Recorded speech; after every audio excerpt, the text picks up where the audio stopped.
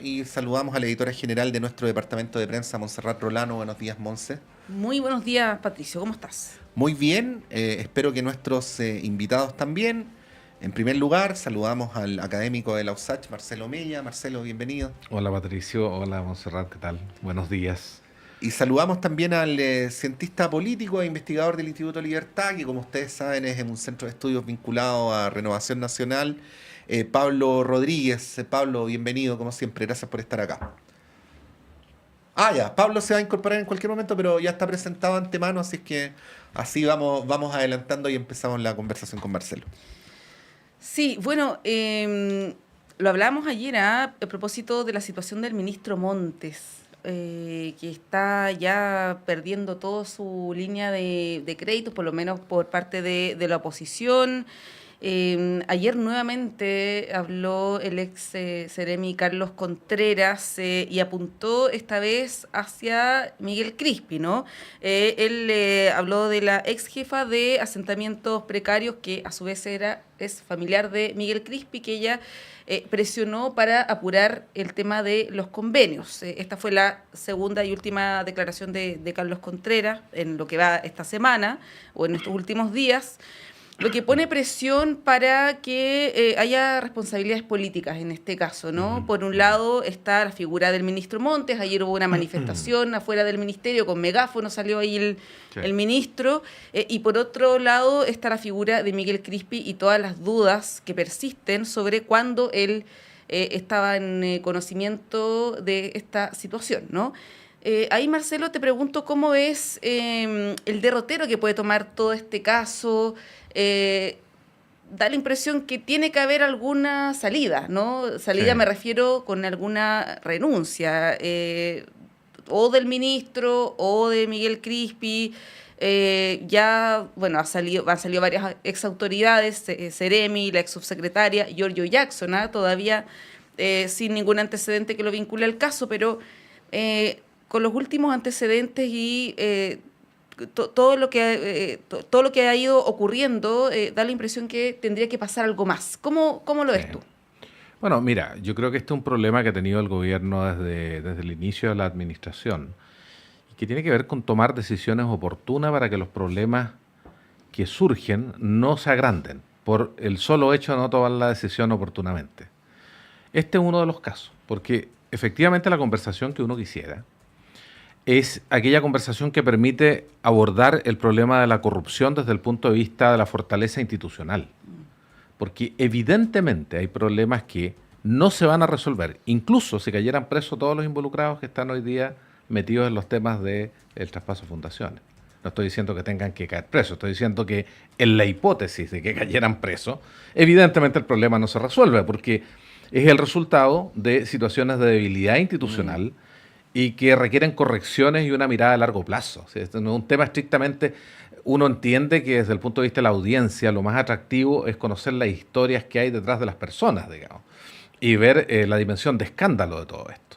Pero evidentemente ni el discurso moral ni aplicar el máximo rigor de la ley va a permitir que la corrupción disminuya en Chile. Tampoco necesariamente uno tendría información para decir que hoy día la corrupción es mayor a la que existía antes. O sea, escuchaba al Contralor hace unos días que hoy día se está ocupando Big Data en el proceso de revisión de los antecedentes de las instituciones públicas por parte de Contraloría, cuestión que antes no existía. Entonces, evidentemente, el porcentaje de hallazgo que va a tener Contraloría hacia adelante va a ser mayor. Cuando se apruebe la ley de transparencia 2.0, que está un poquito trancada en el Senado, evidentemente el número de detecciones de situaciones irregulares va a aumentar, pero eso no significa que seamos más corruptos que antes. Significa que el trabajo de Contraloría es más eficaz. Lo mismo en el caso de Fiscalía con la persecución del dinero, en la medida que metemos tecnología. Entonces uno quisiera ver que el gobierno encuentra la manera de poner estos temas en la discusión pública, pero no lo va a poder hacer, Sí. Montserrat y Patricio, mientras no tome las decisiones de cerco sanitario oportunamente. Y eso es lo que uno, yo no voy a decir aquí, mira, tiene que caer Crispi, pero evidentemente alguien va a tener que caer y lo que parece ser más probable es que Crispi se va a tener que ir. O sea, Carlos, ¿cómo se llama? El Contreras. Ceremi, Carlos Contreras, efectivamente está pidiendo declarar en fiscalía Y eso va a personalizar probablemente algunas denuncias de Carlos Contreras en la persona de Miguel Crispi. Entonces, evidentemente, el gobierno tiene que actuar con mayor celeridad, creo yo. Igual, Marcelo, quería preguntarte por estas dinámicas, porque corremos el riesgo de pasarnos de un extremo al otro. ¿En qué sentido lo digo? Que hace algún tiempo se había instalado en la política chilena esto de que nadie asumía responsabilidades políticas, ¿no? Y nadie renunciaba, y ocurriera lo que ocurriera, nadie caía, y así sucesivamente. Ahora hemos tenido una dinámica, no la estoy juzgando, la estoy describiendo, ¿no? Una dinámica de forma de hacer oposición en la cual se le pide permanentemente al gobierno que renuncie a alguien, ¿no? Es más, si uno analizara desde la estricta justificación la renuncia de Jackson, sería difícil hallarla porque finalmente Jackson termina renunciando porque es RD y estos otros también son RD. O sea, es un argumento rebuscado, ¿no? Sí. Entonces, ¿dónde situarías tú para efecto también de abordar adecuadamente lo que tú mismo señalabas al principio de tu intervención, que es el problema de fondo, comillas, ¿no? La relación entre asumir responsabilidades políticas y no quedarnos pegados en eso todo el tiempo también, ¿no? Y parto del supuesto en mi pregunta, Marcelo, de que no estoy diciendo que no tiene que renunciar Crispi o Montes.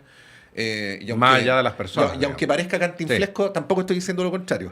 Sí, eso. Sí, mira, claro, es difícil establecer un criterio general, pero uno tendría que decir primero medidas oportunas y eficaces, Patricio. Oportunas en el sentido de que no finalmente caer en yo diría, en la pulsión de solamente enfrentar estos temas de cara a los escándalos que representan. Porque resolver un problema de política pública de esta envergadura no es lo mismo que animar un matinal en la televisión. Entonces no puede ser un tono matinal de televisión, sí, lo que nos permita abordar el problema de la corrupción, que es un problema súper complejo, más aún con el crimen organizado más metido que nunca en los espacios de zona gris del país. Entonces yo diría, en primer lugar eso, yo creo que medidas oportunas. Y también eficaces porque evidentemente pedir la renuncia, Patricio, a líderes políticos de los partidos de la coalición de gobierno afecta la gobernabilidad de la coalición, del oficialismo. Entonces, pero por otra parte, no tomar ninguna decisión genera un daño, sí, a nivel de encuesta de opinión pública. Entonces tienes que calibrar esto. Yo diría que en general la percepción que uno tiene es que efectivamente el gobierno tiende a tomar decisiones cuando el problema ya creció, cuando el problema ya se transformó en un escándalo. Y creo que hubiera sido importante. Y creo que sería más difícil que en ese escenario hubiera estado en riesgo caer el ministro de Vivienda, Montes, si las decisiones de cerco sanitario se hubieran tomado oportunamente. Es decir, si Miguel Crispi tiene alguna responsabilidad política en esto, haber tomado la decisión de sacarlo inmediatamente. Se entiende que el costo interno es grande, pero el tema es escándalo político, porque la decisión no fue tomada oportunamente. Entonces yo diría que en términos de criterio general debería ser más o menos eso. Bueno, son las 8:41, les vamos a proponer ir a un súper breve alto y continuamos con la conversación. A la vuelta incluso vamos a tener ya en nuestro estudio a Pablo Rodríguez. Vamos y volvemos. Pararle el carro a mi amigo por la forma en que trata a su pareja, cuenta. Apoyar a mi hija que decidió denunciar después de años, cuenta. No compartir las fotos privadas que me envían, cuenta. Llamar al 133 si veo a cualquier mujer en riesgo, cuenta. Para dejar la violencia de género en cero, todas y todos contamos. Acompaña, interviene, interpela o denuncia. Conoce más en lleguemosacero.cl. Ministerio de la Mujer y la Equidad de Género. Gobierno de Chile. Presentes por un mejor futuro. Aguas Trayén o Cascada en Mapudungún es la mejor agua purificada con tecnología de última generación. Para más información, visite su página web www.aguastrayen.com.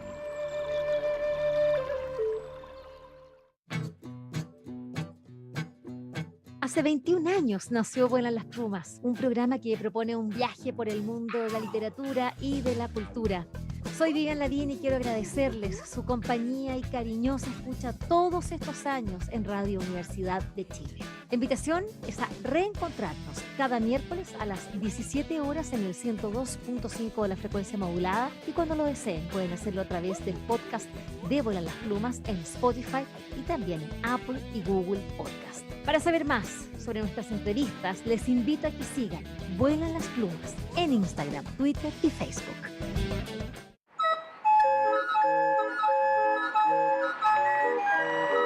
Radio Universidad de Chile y el programa Citoyens, Pecados y Virtudes de la Ciudad los quiere invitar cada jueves a las 20 horas a escuchar Conexión Patrimonial, Sonidos de la Geografía Humana en su segunda temporada. Un microespacio dedicado a valorar nuestros tesoros humanos vivos y sus oficios patrimoniales, y que son parte de la memoria viva e histórica de nuestro país. Cada jueves a las 20 horas por la 102.5 FM, la radio que piensa. Porque aún tenemos patrimonio, ciudadanos. Este proyecto es financiado por el Fondo Nacional de Desarrollo Cultural y las Artes, Ámbito Regional de Financiamiento, Convocatoria 2023.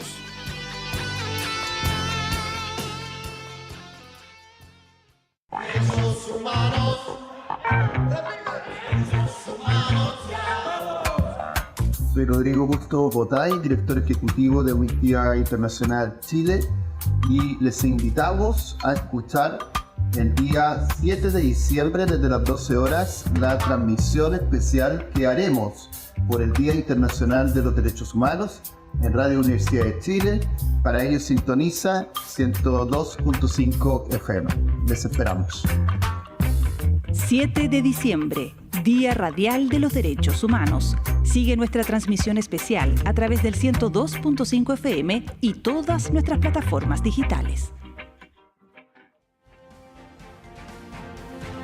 El Departamento de Prensa de Radio Universidad de Chile trabaja para mantenerlo informado.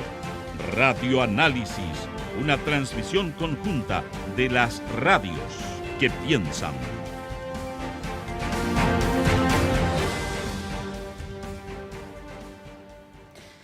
Regresamos a esta primera edición de Radio Análisis cuando son las 8:45, perdón, en el panel de conversación. Estamos ya en estudio con Pablo Rodríguez, también con Marcelo Mella. Pablo, bueno, junto con saludarte y para enchufarte un poco lo que estábamos hablando antes de la pausa, el caso Convenios, la situación de Miguel Crispi, del ministro Montes, los dichos de Carlos Contreras. Estábamos hablando de eso y también respecto de las propuestas para justamente combatir la corrupción, que es el tema de fondo, ¿no? No sé si tienes algo que decir, algún comentario a propósito también de los últimos antecedentes. A ver, como está escuchando la última parte, me quedo con una reflexión a partir de lo que señaló ayer María Jara Quemada, que es justamente la encargada de esta comisión, justamente que intente evitar en el futuro este tipo de situaciones. Y creo que ella ha dado un porcentaje que es bastante bajo de las medidas que están implementadas hasta el momento. Uno podría considerar que el tiempo todavía es corto, que todavía estamos recién en la crisis propiamente tal, pero pareciera que hay una inactividad importante por parte del gobierno en algunas medidas que podrían avanzar mucho más. Hay cosas pendientes hace mucho tiempo respecto a lo que podría significar una mejor transparencia en general, por ejemplo, a partir de cosas que uno podría recoger del informe Endiel de hace 6 o 7 años atrás. Entonces, hay una agenda un poco retrasada en términos de transparencia que creo que es preocupante en términos de que efectivamente ahí puede que no todo sea unos avances muy significativos, pero hay una sensación general de que la agenda no está avanzando como podría avanzar. Y eso creo que es un aspecto muy preocupante desde el punto de vista de la gestión del Estado. Y creo que podría el gobierno tener mucha más capacidad de reacción a partir de justamente impulsar esa agenda con más fuerza. Ya, bueno, a propósito de lo que hablábamos en el bloque anterior, Marcelo, a lo mejor deberíamos estar hablando más de eso, digo, sí, claro, idealmente, ¿no? E incluso exigiéndole responsabilidades al gobierno y criticando al gobierno por eso. Por eso plantea el tema, ¿no? No es que le quiera quitar el bulto al tema de las renuncias y de los fusibles y de todo eso, pero no necesariamente nos lleva en términos del debate público, disculpen que sea idealista, ¿no? Pero al camino virtuoso de ver cómo seguimos de aquí en adelante. Sí, lo que pasa es que tiene estos dos extremos, nos quedamos discutiendo sobre las personas que están con nombre y apellido afectados en este tema, que van a enfrentar las responsabilidades que corresponda. Digamos, hay investigaciones de Contraloría y, por otra parte, buena parte de estos casos de corrupción ya están pasados a Fiscalía, por lo tanto van a enfrentar a la justicia y eso tiene su curso y sus tiempos. Es decir, ahora, convertir eso en un tema de conversación por temas de aspectos privados, eso, que también entretiene, lo decíamos cuando no habías llegado, Pablo, cuando venías corriendo por la calle. En ese momento, yo creo que el país tiene un problema. Si nos quedamos pegados en el escándalo, creo que tenemos un problema, porque tenemos temas demasiado importantes. Tú has mencionado algunos, ¿no? Pero uno podría decir, ¿por qué se ha detenido en el Senado la discusión de la Ley 2.0 de transparencia? Es inexplicable, ¿no? Es inexplicable. Lo bueno es enemigo de lo perfecto y uno no entiende por qué esta discusión se ha hecho más largo con la importancia que tiene el tema para el país. Pero por otra parte, es realmente una vergüenza que el Estado sea sorprendido por hechos de corrupción sin tener mecanismos de control de riesgo interno. Es decir, ¿cuáles son los sistemas hoy día que permite la prolongación del financiamiento para políticas y programas? La revisión que hace la DIPRES, ¿no? El Ministerio de Hacienda, que tiene sus limitaciones y en rigor es un mecanismo de evaluación de programas y de políticas que depende de una jefatura política. En ninguna parte del mundo el control del riesgo y la evaluación de programas está directamente vinculado con la jefatura política. Tiene que tener una cierta autonomía para que entregue criterios objetivos técnicos de a qué programa se le mantiene el financiamiento y a qué programa se le suspende. Luego, hay otra instancia de revisión o de evaluación del Ministerio de Desarrollo Social, débil. Sabemos que el Consejo de Auditoría, además, no se reunió hasta que estalló el escándalo de Democracia Viva. O sea, había pasado un año y no se habían juntado. La tercera instancia es el ISALDE, ¿no? El Ministerio del ISALDE, que tiene algo así como un espacio o una oficina de cumplimiento del programa presidencial. Pero ustedes entenderán que el gobierno no tiene una estructura que permita oportunos análisis de riesgo. Por lo tanto, estamos con los ojos tapados y no estamos... Como país, si no hacemos algo urgentemente, vamos a seguir siendo sorprendidos por estos escándalos sin tener mucho que ofrecerle al país en términos de fortalecimiento institucional. Vean ustedes la envergadura de esto. Si nosotros aplicáramos todas las recomendaciones de las ISO, que son directrices en Europa para las buenas prácticas en materia de corrupción de las instituciones públicas, realmente quedaríamos con muy mala evaluación. Bueno, y eso sin contar lo que pasa en los municipios, ¿no? A propósito de los últimos casos, estamos hablando de Maipú, por ejemplo, de Algarrobo, podemos sumar Vitacura, en fin. ¿Qué es lo que pasa ahí? Estamos hablando de decenas de miles de millones de pesos, o sea, no son montos menores. Bueno, es un gran tema, pero a propósito de municipios, los queremos llevar a otro tema que se vincula con la seguridad pública en los municipios, ¿no? Conocimos antes de ayer esta decisión del alcalde de la Florida, que se suma al alcalde de La Reina, de decretar una especie de estado de emergencia comunal. Digo especie porque no existe, ¿no? Como en nuestra institucionalidad. Esto, bueno, se empezó a aplicar ya desde ayer. Hoy el alcalde hace un balance de lo que implicó esta primera jornada con exfuncionarios de Carabineros, con drones, ¿no? Bueno, esto dejó 3 personas detenidas y se busca, en teoría, reducir cifras de robos, de asaltos, en fin. Se los pregunto esto ya en lo concreto. ¿Creen que podría ser efectivo, que podría tener algún efecto positivo? Porque esto también recuerda lo que hizo el mismo alcalde Carter con los narcofunerales, las demoliciones de las casas narco, ¿no? Las narcocasas. Las narcocasas, eso era. No iba a decir narcofunerales, nada que ver. Las narcocasas. Que ahí se generó también toda una discusión pública respecto, además de las atribuciones que tiene un jefe comunal. Y esto además va acompañado de un personaje que no va a la reelección, le queda poquito tiempo de alcalde, que tiene aspiraciones presidenciales y que utiliza también estas medidas, estas propuestas como un posicionamiento personal, ¿no?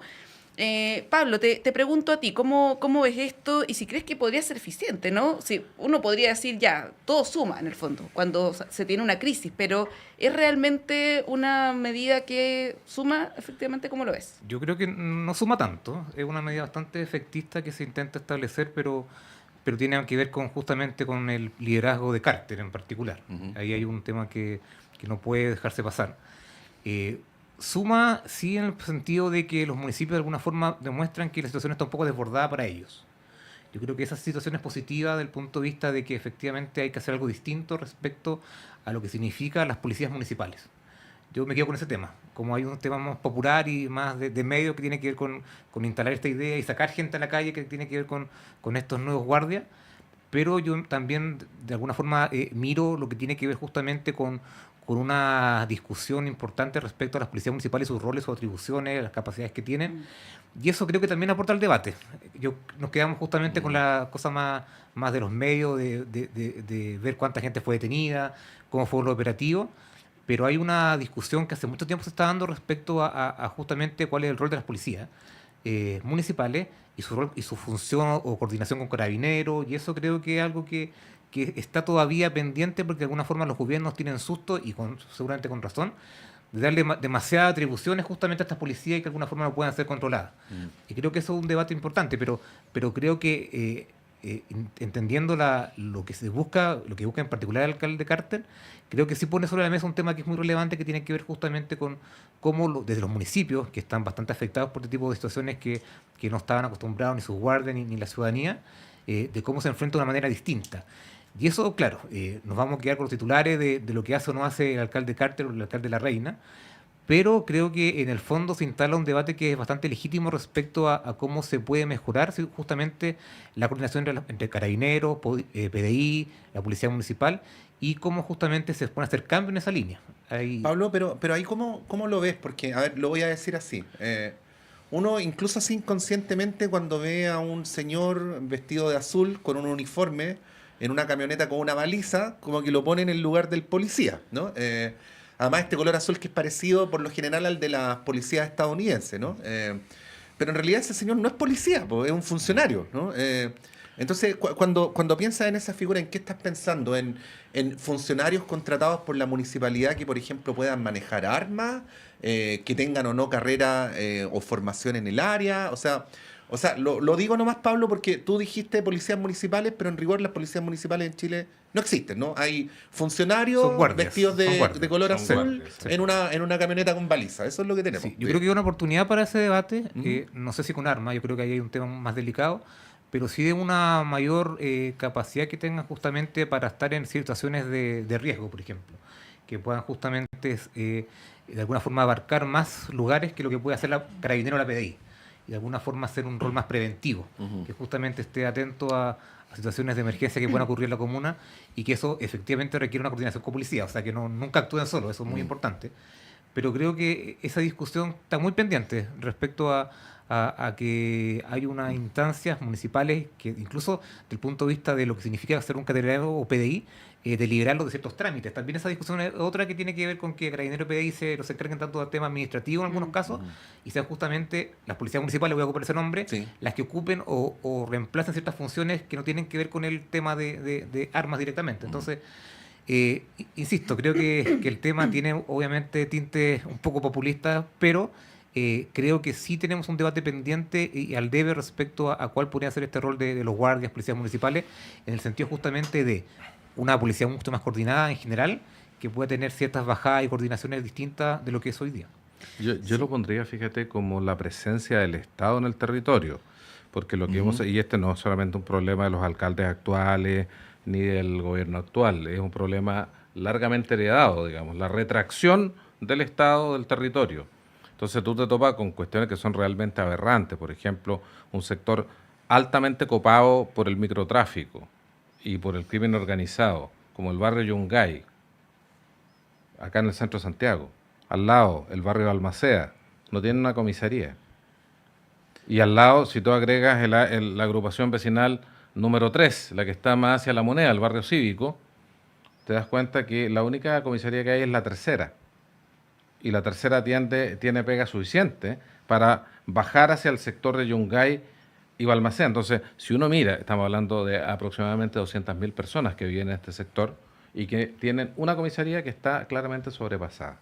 O sea, hay un tema de desborde de lo institucional, de falta de presencia del Estado, y ahí yo recojo lo que tú dices, Patricio, o sea, poner guardias o personas con tenidas de colores es una señal, como dice Pablo, pero no resuelve el problema de la efectividad. Se necesita mayor... Ahora, no es necesario necesariamente evaluar la efectividad por el número de policías en un territorio, porque hoy día tenemos herramientas como inteligencia artificial que te permiten hacer una vigilancia mucho más efectiva. Yo sé que la Municipalidad de Santiago, a propósito de ese déficit heredado, está hoy día con la idea de trabajar en sistemas de vigilancia con inteligencia artificial que te permiten, con el respeto y el cuidado que merecen los derechos de las personas, tener un alto nivel de efectividad en la persecución, por ejemplo, de personas que están prófugas, ¿no?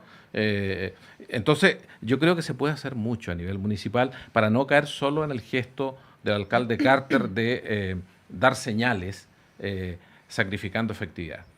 Sí, bueno, y además yo pensaba a propósito de la policía municipal, si no está armada, también queda muy expuesta, porque ahora los delincuentes no andan con cortaplumas como hace 10 años, sino que andan con armas de fuego, ¿no? Entonces, mandar a alguien a combatir situaciones de inseguridad sin armas, en contraposición a delincuentes armados, ¿no? Incluso con armamento de alto calibre, tampoco sería quizás ahí una buena decisión. Ahora, Pablo, este debate ha estado muy teñido de populismo, ¿no? Que es lo que es bastante lamentable, porque lo que estamos hablando acá no es el centro de la discusión pública, lamentablemente, y no estamos hablando solamente de los matinales, sino que en el propio Congreso, ¿no? ¿Cómo ves eso? Y lo hablábamos ayer también, ¿cómo contrarrestar estos discursos bastante demagógicos, ¿no? Que apuntan a salidas fáciles, a soluciones inmediatas, que sabemos que un fenómeno como el crimen organizado, que se ha ido instalando de a poco en nuestro país, que no es de este gobierno, tampoco del anterior, no se combate de un día para otro ni con medidas efectistas, pero eso es lo que uno escucha de los líderes políticos todo el tiempo. Está, por ejemplo, esta propuesta que ya ha sido recogida incluso por el gobernador Orrego, que ayer igual matizó, ¿no? Esto de decretar estado de excepción. Ayer Claudio Orrego decía, utilicemos la ley de infraestructura crítica, de sacar a los militares en la región metropolitana, por ejemplo, en algunas zonas. ¿Cómo ves eso también en clave política, ¿no? Y cómo tratar de llegar justamente a los temas de fondo. Sí, es un poco inevitable este debate, en el sentido de que evidentemente hay una demora y falla del Estado muy importante en proveer seguridad a la gente, que es lo esencial que quiere hacer el Estado. Y eso acompañado de buenas o malas decisiones de los últimos gobiernos, en los cuales justamente esto parecería que solamente se agrava. Y entonces en ese contexto es difícil pedir a veces responsabilidad a los políticos, porque la situación es de tal envergadura que justamente la gente pide cosas distintas, y eso tienen que hacerse cargo también las personas del Congreso o del Ejecutivo que llegan tarde justamente a este tipo de soluciones. Yo no creo que sean buenas medidas, por ejemplo, decretar estado de excepción. No hay capacidad ni militar ni humana de cubrir una zona aun cuando fuera acotada. Yo creo que no tendría mucho sentido. Sería otra señal más simbólica y más comunicacional de lo que efectivamente pudiera servir a remediar el problema. Pero también está el tema de fondo, que la gente, yo creo que sigue percibiendo a un gobierno que no ve que el tema de la seguridad es un tema relevante. Hay una prioridad que probablemente no era la seguridad para este gobierno cuando inició su mandato. De esto, muchos de las personas que hoy están en el gabinete o que siguen en el Congreso votaron en contra de muchos de los temas que son hoy día parte de la agenda de seguridad. Entonces hay una brecha importante de lo que el gobierno en su momento, sus principales líderes, el presidente, manifestaron respecto a cómo ellos veían la seguridad y su relevancia como agenda política y agenda legislativa de lo que es hoy día.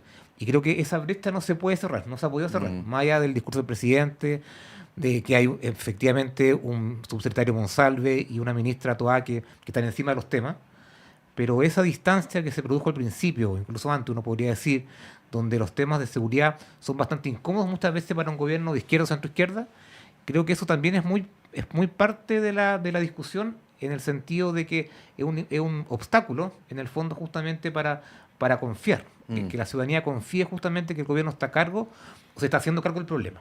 Yo creo que hay una distancia que no se ha podido arreglar y tampoco en la situación actual pareciera que se avanza mucho. Hay una agenda legislativa que avanza en el Congreso, hay una cantidad de proyectos de ley que se han ido aprobando en últimos tiempos, pero uno se queda con la sensación que la ciudadanía espera mucho más de este gobierno y desde el punto de vista de las ideas del gobierno, pareciera que eso está muy al debe. Bueno, el fast track famoso no va a alcanzar a cumplirse el plazo autoimpuesto. Sí, por supuesto. Ahora, yo quería ir más atrás como para hablar como de un péndulo aquí, que lo quería proponer como continuación o complemento de lo que estamos hablando, porque ustedes recordarán en la década del 90 cuando se produjo el ascenso fulgurante del alcalde Lavín, ¿no?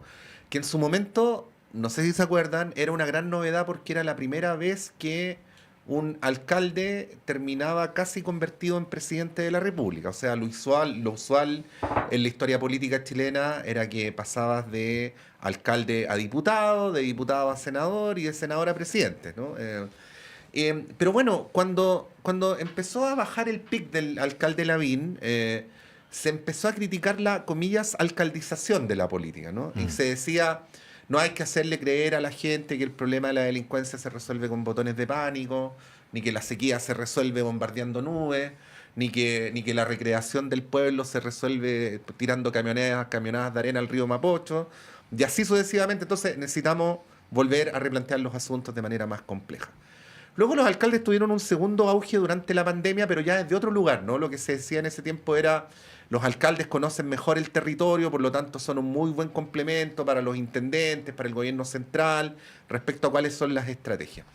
Pero ahora volvemos a una cosa, yo sé que Carter se ha convertido como en el niño símbolo, pero bueno, de proponer estas cosas como si los países funcionaran igual que los municipios, ¿no? Y que si uno aborda un tema así en una calle, lo puede abordar de la misma manera en un país, ¿no?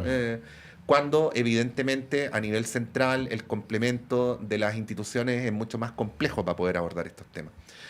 Ahí, Marcelo, te quería preguntar cómo lo ves, porque una de las cosas que ocurre mientras estamos hablando de estas cosas es que uno suspira y se acabó el gobierno de turno y viene el siguiente y estamos como... Y vuelve a suspirar. Sí, claro, y vuelve sin a suspirar. reelección, Claro, además, sí, en periodos bien cortitos. Sí, pues tenemos una incapacidad como sistema, creo yo, como democracia, de entrar a la médula de los problemas, a los temas de fondo, y eso es un problema bastante crónico y yo creo que ni siquiera es un problema chileno, yo creo que es un problema de las democracias hoy día, ¿no?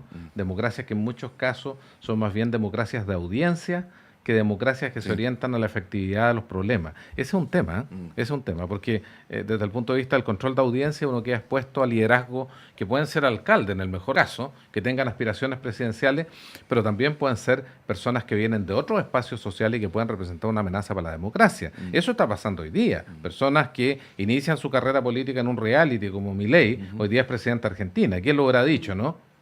O en programas de farándula como Milei, hoy día está en la Casa Rosada o va a estar bueno, Trump también hace... Exactamente, entonces personajes que realmente son de historieta llegan hoy día por una crisis de la democracia, crisis de la representación. Ahora, yo creo que el problema, nos toca enfrentar el problema más duro, yo creo, porque el tema de la criminalidad, el tema de la sensación de inseguridad, hoy día no solamente es una expresión de subjetividad, no solamente es una sensación de inseguridad, sino tenemos un problema objetivo, tenemos una evolución de los tipos de delito. No necesariamente somos el país que tiene una tasa de delito más alto, pero ese no es el único criterio para evaluar el riesgo del país. Hoy día tenemos delitos que antes no existían en el país y tenemos claramente copados ciertos espacios en la sociedad por organizaciones criminales dentro y fuera de la cárcel. Entonces, si no somos capaces de entender el problema del crimen hoy día en Chile y del delito como un problema multidimensional, en donde tienen que haber ajustes de la legislación, tienen que haber mayor efectividad a los municipios, lo que estábamos hablando minutos atrás, pero también tiene que haber una profunda modernización del sistema de cárceles en Chile. Si no, nadie gana una elección ofreciendo construir cárcel. Eso está claro. O sea, no es sexy prometer a aumentar el número de cárceles en Chile y nadie quiere tener una cárcel en el patio de la casa.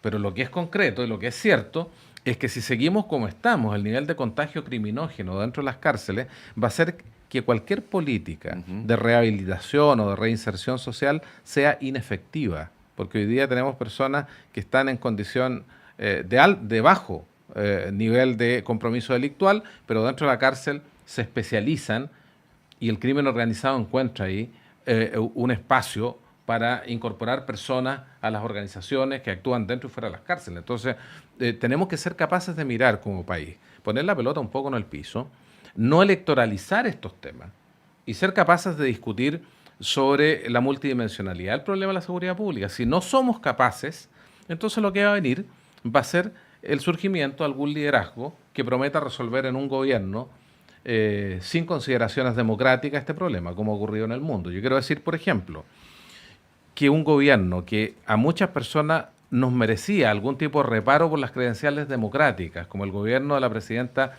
Giorgia Meloni en Italia, tiene una política de Estado que en lo que va del gobierno se ha mostrado tremendamente efectiva respecto de la desactivación del crimen organizado y de las mafias. Y fíjate que si tú miras los informes del gobierno italiano, el punto número 1 del combate al crimen organizado en Italia hoy día, bajo la administración de Meloni, es desactivar la reproducción cultural de esa subcultura entre los jóvenes que propician, digamos, la reproducción del delito, el narcotráfico, modos de vida. La narcocultura, porque lo que aparece como la tesis del gobierno italiano es que el crimen organizado y las prácticas del crimen son tremendamente resilientes y muchas veces, casi siempre, van por delante de lo que puede hacer el Estado. Entonces, si no te metes en el currículum escolar en Italia, probablemente no vas a tener efectividad en el largo plazo. Mira la multidimensionalidad que supone intervenir e implementar políticas contra el crimen hoy día en el mundo. Es un tremendo tema lo que dice Marcelo, que bueno, lo vemos en nuestro país también, lamentablemente, pero los quiero llevar a otro tema que también tiene varias dimensiones, que es la situación de las ISAPRES y del sistema de salud en general. Esto tiene varios niveles, la parte política, donde algunos ministros, como el ministro Cordero, por ejemplo, se han ido involucrando. Ayer el ministro de Justicia decía, o hacía un emplazamiento a las ISAPRES, a que sinceraran, transparentaran si quieren que les hagan una condonación de la deuda, ¿no? En un tono ya un poco más duro que las semanas anteriores. Por otra parte, está la ministra de Salud, que ha sido de alguna manera cuestionada. Ayer Patricio lo hablaba con Juan Carlos Said por una falta de tonelaje político para abordar esta situación. Y bueno, y está todo el resto, ¿no? Que es lo que pasa con los usuarios de la salud pública y privada, ¿no? Y las consecuencias que pueden ir teniendo los prestadores, que es algo que también advertía ayer Juan Carlos Said. Es un tremendo tema y que afecta no solamente al porcentaje pequeño de personas que están en ISAPRE, sino que también a todo el sistema de salud. Han ido cerrando centros médicos, probablemente en el futuro algunas clínicas también que atienden en un 50 o más por ciento usuarios de FONASA. Por tanto, es una cuestión que afecta a todos los usuarios de la salud pública y privada. Ahí, Pablo, te pido una opinión, si quieres, en el plano político, en las implicancias que tiene esto para el sistema de salud. Ayer lo planteaba el gobierno como una de las alternativas a adelantar el alza de los planes de las ISAPRES para abril, que se ve como una solución quizás poco parche, ¿no? Y está el debate de fondo, que es la reforma integral al sistema de salud, que pareciera que no va a existir en este gobierno, por lo menos. ¿Cómo lo ves? Sí, muchos temas. Es un gran tema que tiene como hay varias aristas. Lo primero, que creo que el gobierno no se puede permitir una crisis nueva en otra área que ya está afectada por el tema de las listas de espera, por ciertas condiciones de salud o de espera que la gente no está dispuesta a permitir. Y creo que el gobierno tiene un tremendo riesgo justamente de que esto siga escalando. Creo que una crisis en salud es una crisis que ningún gobierno ha tenido desde el punto de vista de enfrentar una situación muy difícil. O sea, tenemos un sistema que está con falta de especialistas, con listas de espera gigantes, falta de hospitales, etcétera. Pero esto de alguna forma como que se ha ido controlando en la medida que se tienen los recursos para ello. Pero pareciera que una crisis del nivel de lo que pronostican justamente algunas personas, creo que sería una crisis muy, muy fuerte para el gobierno. O sea, aparte de la situación que estamos viendo hoy día, de inseguridad, del tema económico, creo que añadirle el tema de salud como una crisis sería algo de lo que al gobierno le costaría mucho pararse. Y eso creo que es una variable importante en el debate, justamente pensando que hay muchos debates que algunos lo hemos conversado aquí, que son debates de fondo, reformas de fondo que intentan justamente remediar algunas situaciones, probablemente no van a llegar en este gobierno. Y eso es una mala noticia en el sentido de que las grandes transformaciones probablemente en esta administración tampoco lleguen. Pasa en otros ámbitos, pasa en educación, pasa en pensiones, y que un gobierno que de alguna forma intenta justamente ser en algunos aspectos reformistas o cambiar algunos aspectos sustantivos de cómo son las políticas públicas y las estructuraciones y las instituciones, creo que es una muy mala noticia justamente que esto no pueda manejarse bien. Creo que hay un punto muy importante que es justamente que el gobierno es un tema que de alguna forma le es incómodo, desde el punto de vista de que la interpelación del ministro justamente hace un poco más responsable a las ISAPRES de lo que públicamente a lo mejor se ve. Y aun cuando entendiendo que la ISAPRES tiene una responsabilidad importante en esto, y a lo mejor principal, y una falta de regulación del Estado previa, hay un aspecto en que el gobierno, insisto, no se puede permitir una nueva crisis de una situación en la cual solo empeore las cosas en salud. Y eso afecta, claro, uno podría decir que afecta a una pequeña porción que es la que está hoy día en ISAPRES, pero las repercusiones, por lo que algunos analistas sostienen, tienen mucha implicancia en todo el mundo de la salud, en el mundo público. Y por lo tanto creo que es una situación que el gobierno la está manejando, controlando de alguna forma, aguantando el tema. Sí. Y eso es preocupante porque es una crisis que se le viene encima y que ante la cual no creo que tenga herramientas para enfrentarla. Porque claro, en pensiones uno podría decir, hay una reforma puntual, por ejemplo, que aumente las pensiones como se ha hecho otras veces, y es la forma en cómo se ha enfrentado el tema de las pensiones en la última década, por ejemplo. Pero en salud pareciera que una crisis que estalle o explote tiene menos capacidad de control. Y eso es justamente lo que el gobierno obviamente no va a querer, pero parece que solo intenta mitigar los efectos, pero no apuntar a la solución más de fondo.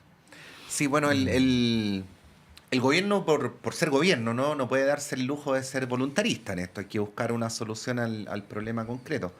Ahora, lo que viene de arrastre es un historial, porque las ISAPRES como entidad son una cosa bien extraña. O sea, si uno mira la trayectoria que han tenido las ISAPRES desde que fueron creadas, antes, por ejemplo, las ISAPRES podían rechazar licencias médicas, podían echar a los pacientes que quisieran cuando no les eran rentables, se quedaban con los excedentes, cambiaban unilateralmente los planes y luego estuvieron durante 10 años infringiendo la ley. Entonces uno dice, bueno, luego de ese historial, uno entiende que el gobierno tiene que buscar una solución sistémica, pero también es legítimo preguntar si esa solución sistémica implica salvar a una entidad que ha funcionado de una manera tan irregular como yo la estoy describiendo. Irregular y a pesar de eso, legal, ¿no? Porque si lo hacen es porque, salvo el tema de quedarse con lo que viene en el último caso, era algo que antes la ley lo permitía, ¿no? Sí, varias cosas. Mira, lo primero que yo creo, la crisis de la ISAPRES es reveladora del déficit regulatorio que existe, la superintendencia. Mira, una parte importante de esto de esta crisis es el cumplimiento de una obligación judicial de restitución. O sea, de eso estamos hablando, que nos hemos demorado años en que una sentencia judicial se cumpla. Estamos hablando de eso. Esa es la primera dimensión de esta crisis, ¿no? Obligación legal de restitución. Yo quisiera hacer que nuestros auditores imaginaran el tiempo que ha demorado exigir el cumplimiento por parte de la ISAPRE para cumplir otra sentencia judicial que aún no pudiera afectarle. Pero Marcelo, déjame ponerle más color. Que no realmente es una sentencia judicial, son miles de sentencias judiciales. O sea, lo que termina precipitando la crisis es cuando la Corte Suprema hace la interpretación. Entonces, esto tiene una dimensión surreal. Sí, sí. Y si vamos más allá de lo surreal, uno podría decir frescura, ¿no? Porque claramente esta es una prueba de la desigualdad ante la ley entre las personas individuales y esta parte de la industria que claramente ha podido dilatar el cumplimiento de, como dice Patricio, miles, no sé, de sentencias judiciales por 10 años. Y entonces hoy día el superintendente se ha visto, sale muy mal en la foto, ¿no? porque es la autoridad que tiene esta función regulatoria y no se ha ejercido, no ha mostrado independencia respecto a esto. Entonces, primera dimensión, eso, debilidad regulatoria. Nuevamente nos quedamos con el escándalo, vamos al tema de fondo, ¿no? ¿Cómo es posible que en este país se demore más de 10 años en el cumplimiento de una sentencia judicial o de miles de sentencias judiciales? ¿Trata de incumplirte una sentencia judicial? Por eso te digo, o sea, me da mucha rabia, digamos. Sí.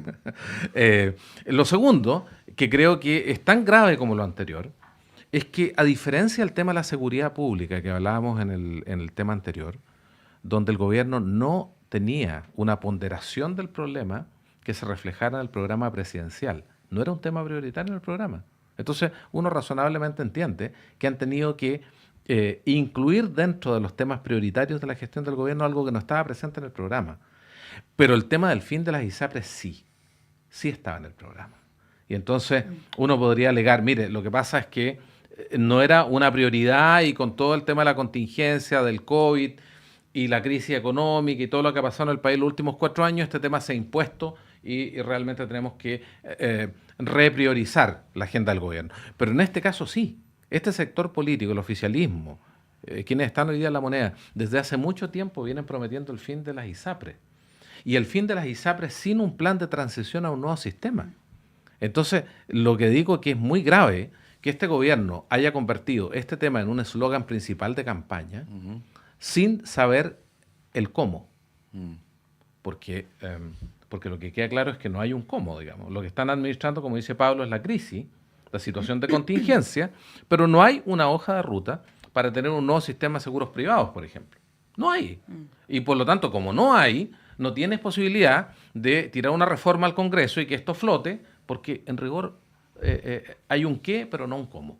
Y eso debiera preocuparnos. Ahora, de todo esto, lo que me complica más a mí es que uno sabe que estos temas ocupan la agenda en cierto momento y luego la ciudadanía tiende a acostumbrarse a lo que venga. Y por lo tanto, se ha dicho en la prensa de que esto podría ser algo así como un estallido, ¿no? Yo tengo mis dudas. Con la cantidad de incertidumbre y de temor que tienen las personas hoy día en Chile por la situación de empleo, la situación económica, claramente no veo condiciones para que esto se exprese en un malestar. Sí, mira, Marcelo, bien breve. Yo creo que hay muchas personas que no saben que están afectadas por esta situación y que podrían recuperar dinero. Pero yo le he escuchado a algunas personas, incluso personas cercanas personalmente, que me han dicho que frente a la disyuntiva de que las ISAPRES quiebren, ellos no tienen ningún problema en que no les devuelvan lo que se les apropió, ¿no? Sí. Entonces, es una cosa bien insólita que ocurre solo en Chile, ¿no? Es como marchar porque no quiero que el colegio sea gratis, quiero pagar, ¿no? Cosas que tienen que ver con el sentido común que hemos construido en las últimas décadas, que es bien extraño. Y me atrevería a decir que si finalmente hubiera un perdonazo, muy probablemente no pasaría nadie. Nadie va a salir a la calle para protestar por eso. No mueve la aguja. Sí. Ahora, Pablo, bueno, yo citaba la entrevista que le hizo Pato ayer a Juan Carlos Said y él dijo 2 cosas que me parecen bien interesantes. Una, que hay ISAPRES, creo que 2, que incluso con la ley corta quebrarían igual, ¿no? No las mencionó, pero bueno, son las que están más complicadas y además que hay algunas ISAPRES que en el último fallo GES van a salir más perjudicadas porque subieron mucho en los planes. Eso es lo primero. Y segundo, dijo que lo primero que había que hacer era pensar en FONASA, en el sistema público, en cómo fortalecerlo, y ahí dio varias propuestas de la gobernanza, ¿no? de esta institución, que eventualmente va a empezar a recibir muchos usuarios o afiliados a ISAPRES. Ya eso está ocurriendo, el último año fueron 500.000. Pero nada de eso pareciera estar en la agenda del gobierno, ¿no? O lo uno o lo otro, o el tema de quizás poner más atención en la situación de las ISAPRES, o por otro lado de FONASA, o quizás los diagnósticos respecto de un seguro único de salud también ya están avanzados, fue parte de prácticamente todos los programas de gobierno de todos los candidatos, incluyendo los de centro derecha, ¿no? Excluyendo ahí a José Antonio Kast, pero Briones, por ejemplo, Sichel, ¿no? Todos tenían, Yasna Proboste, todos tenían la propuesta de un seguro único de salud y que las ISAPRES ya pasen a ser seguros complementarios. pero el gobierno, habiendo un cierto acuerdo, ¿no? Y habiendo un diagnóstico compartido, tampoco avanza en esa línea. ¿Y qué es lo que sabemos que va a hacer el próximo año, por ejemplo, el gobierno? La condonación del CAE. Entonces ahí uno se pregunta qué es lo urgente, qué es lo importante, las prioridades del gobierno de repente cuesta un poco entenderlas, ¿no? ¿Cómo lo ves desde esa parte más política del rol que le cabe al gobierno? A la expresidenta Bachelet se le criticó mucho justamente por su realismo con renuncia, reforma de qué cosas eran prioridad y qué cosas no, pero creo que es un debate legítimo que este gobierno todavía no tiene de cara a la ciudadanía. Si bien en algunas instancias el gobierno parece que tiene una hoja de ruta que va justamente por el lado económico en algunas materias, ahora en seguridad, pero creo que al gobierno todavía le falta esa conducción de hacia dónde va y con qué cosas va a terminar su gobierno. ¿Cuál va a ser lo que siempre se le denomina, que no sé si será correcto o no, pero el legado con el cual va a terminar el presidente Boric, su mandato? Algunos podrían decir que si se aprueba el texto de la Constitución podría ser ese, de alguna forma porque va a llevar su firma. Sería mal legado por el presidente Boric. Pero por lo menos va a tener algo concreto que en 10 años más vamos a poder mirarlo mejor con otra perspectiva. Pero el punto es que no va a dejar ninguna reforma emblemática de alguna forma instalada. La expresidenta Bachelet, que el símil con el cual uno podría comparar, tenía una hoja de ruta mucho más clara, que tenía 3 o 4 reformas emblemáticas en las cuales intentaba avanzar, avanzó en varias de ellas, en algunas quedó a media o no, pero había una claridad respecto a qué es lo que el gobierno iba a hacer. Pero de alguna forma ese rumbo que caracterizaba la administración de Bachelet, en el gobierno de Boris no se percibe. Son intentando apagar incendios cada cierto tiempo. Sí. En seguridad, en salud y todo lo que estamos hablando. Entonces, esa falta de conducción no solamente es responsabilidad del presidente, que uno podría pensar lo que sí, pero también es parte de una debilidad política de la coalición principal que tiene que ver con el Frente Amplio y el Partido Comunista, de cómo justamente tenían ideas que podían haber funcionado seguramente en su modelo, en el cual la AFP y la ISAPRE no existían a lo mejor en el futuro, pero que no tenían las herramientas para llevarlo a cabo. Y no tenían las herramientas políticas, no tenían tampoco las herramientas de cómo pensar un modelo distinto, y tampoco tenían las herramientas legislativas para llevarlo a cabo, en el punto de que no tienen las mayorías para hacer grandes cambios. Entonces, lamentablemente, este gobierno trata de apagar incendios cada cierto tiempo, con más o menos éxito, pero la conducción de justamente por qué va a ser recordado, cuando falta mucho, faltan más de 2 años, de por qué va a ser recordado esta administración, uno empieza a pensar de qué reforma podría hacer, de qué reforma podría agarrarse justamente para aquello, y cuesta verlo. O sea, al principio hubo un impulso respecto a las 40 horas, pero son cosas puntuales, cosas específicas. Una de las grandes reformas que el país necesita, que son salud, pensión, educación, todavía están ahí, y no pareciera que hubiera haber algo distinto en los próximos años. Y pareciera que pasó la vieja ya, Marcelo, porque lo digo con mucho respeto, pero el próximo año es electoral, o el viejo, claro. El próximo año ya tenemos las elecciones de alcaldes, de gobernadores, y el subsiguiente, elecciones presidenciales y de parlamentarios. Era el primer año donde había que dar ese impulso que dice Pablo. Sí, es que ahí, fíjate, yo recuerdo los primeros meses de la ministra Janet Jara y el acuerdo para el sueldo mínimo. Yo me quedé con la sensación de que ese era el tono. Es decir, no trabajar en lo prelegislativo para decisiones relevantes, en los que se va buena parte de la posibilidad de construir un legado para el gobierno, conversar con distintos actores de manera pragmática y estratégica, como lo hizo la ministra Jara, que me parece que tuvo un desempeño impecable para el proceso de las 40, del salario mínimo. Pero después eso se perdió, y parece que este tono de política del escándalo, de tironeos a través de los medios, de discusiones que tienen muy poca racionalidad desde el punto de vista del interés del gobierno, participar de pequeñas polémicas que no suman nada y que significan canillazos para la oposición. Me doy el gusto de decirle tal cosa a la oposición en un punto de prensa, pero después esto me rebota en la discusión prelegislativa, porque encuentras a una oposición mucho más crispada y necesitas ampliar tu coalición de respaldo a nivel legislativo para que esta cosa flote, para que este proyecto flote. Entonces yo creo que ahí ha existido, yo diría, ha sido la principal expresión de la inexperiencia y en algunos casos hay gente que sí tiene trayectoria, yo creo que han caído presa de un clima del país de polarización, donde importa mucho decir lo que yo creo, y importa lamentablemente muy poco que los proyectos de ley floten en el legislativo. Sí. Y entonces ahí yo veo que hay un problema. Claramente el gobierno es un gobierno de minoría, pero eso no significa, no tiene por qué significar, Montserrat, la extrema unción para un gobierno. Ya, ahí donde está el dilema que probablemente no se ha podido revertir, porque primero este era un gobierno que ganó prometiendo reformas estructurales. No puede hacer un gobierno de reformas estructurales con minoría parlamentaria. Con 25%. Y segundo, toda la hipótesis, que esto no es una especulación, lo dijo el mismo gobierno, ¿no? Toda la hipótesis del éxito, del punto de inflexión del gobierno estaba basada en el